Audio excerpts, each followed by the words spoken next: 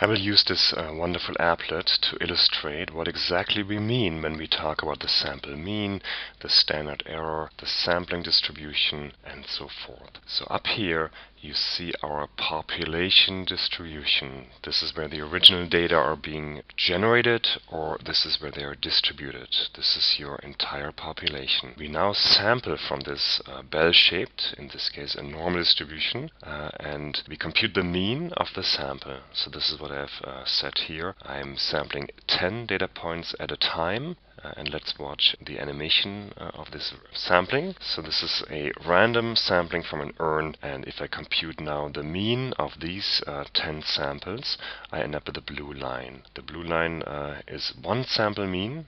I'm going from 10 data points to one sample mean. It sits at 12, so about 13.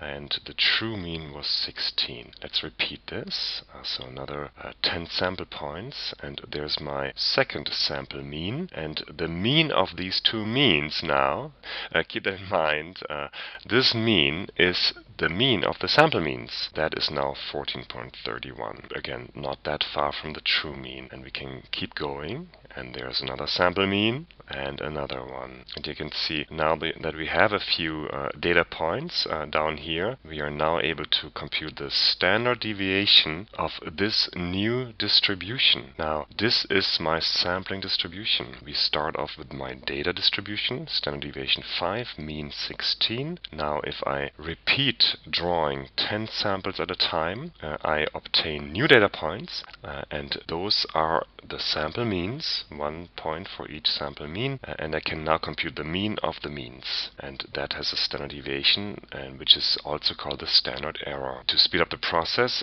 we can now draw 1,000 of these without viewing the animation, and you can see that from a bell-shaped original data distribution, I end up with a bell-shaped mean sampling mean distribution with standard deviation 1.57. If I really draw a lot, it changes to 1.58. These are now 10,000 sample means. So all in all, I drew 10,000 times 10 data points. Let's compare this sampling distribution with the one of a mean of a higher sampling size. So instead of choosing 10, let me choose 20, so twice as high. And the animation here now draws 20 altogether, but after the first 10, it stops and computes the sample mean in this row, and after that the total of 20 data points gives me this new mean. And again, I can keep going at this, and you might have a guess what to expect